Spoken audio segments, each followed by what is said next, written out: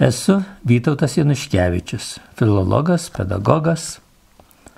Kai 1959 metais Vilniaus universitete baigiau vokiečių kalbos filologijos studijas, nuo to metų ir gyvenu Trakuose. Čia ilgus metus internatinėje mokykloje mokiau užsienio kalbų ir dirbau tuo pačiu metu mokslinį darbą Pedagogikos mokslinio tyrimo institute Vilniuje, kur apsigyniau socialinių mokslų daktaro disertaciją. Mėgstu keliauti. Kartu su žmona Elena jau aplankėme visą Europą. Ypač patogu keliauti dabar po Šengeno šalis, kur nebėra pasinio formalumų, kur kelias laisvas. Čia noriu papasakoti apie išskirtinę kelionę. Kelionę autobusu į Briuselį, susipažinti su Europos parlamentu. Į kelionę pakvietė parlamentaras Justas Vincas Paleckis. 1957 metais pedagoginės praktikos metu Vilniaus Salomėjos Nėries mokykloje buvau jau vokiečių kalbos mokytojas, o po poros metų kartu su grupe, kurioje buvo ir jis, ir jo svainis aktorius Laimonas Noreika, keliavome po Vengriją. Europos parlamento didžiojoje salėje stebėjome darbo grupės posėdį, kur buvo svarstomas viešų pirkimų klausimas. Pasisakė įvairių valstybių atstovai, jų tarpe ir Lietuvos. Buvo reiškiamos nuomonės, diskutuojama, ieškoma vieningo sprendimo.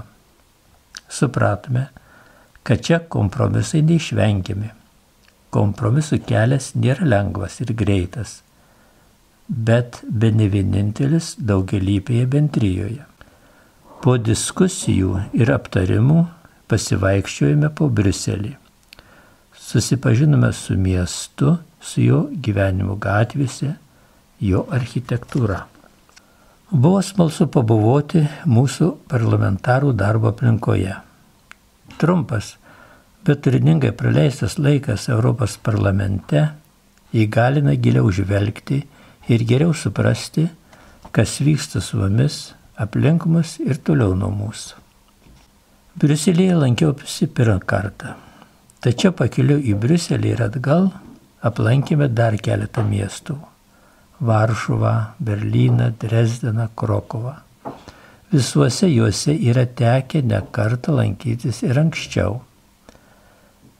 Tačiau visada atrandi ir ką nors naują, įdomaus ir vertingo. Varšuvoje be pažįstamo kultūros centro, šiuolaikinės architektūros, ramybei ir susikaupimui nuteikia paminklas Šopenui ir jį supantis poilsio ir pramogų parkas. Berlyne prie Brandenburgo arkos susimastai apie sieną, dalijusią ne tik miestą, bet simboliškai ir visą Europą į dvi dalis ir prisimeni, kai 1989 metais ir man yra tekusi laimė ją skaldyti dideliu akmeniu, o dabar laisvai vaikštai abipus tos dabar menamos sienos.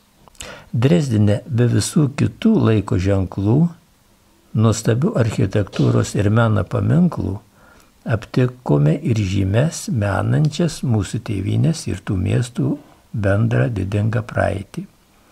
Važiuojant, žingsniuojant, lankantis, apžiūrinėjant, niekas mūsų nestabdė, neklausė, kas iš kur mes. Nes Europos Sąjunga mūsų namai. Grįžęs apie kelionę žemiečiams papasakojau Trakų žemėje.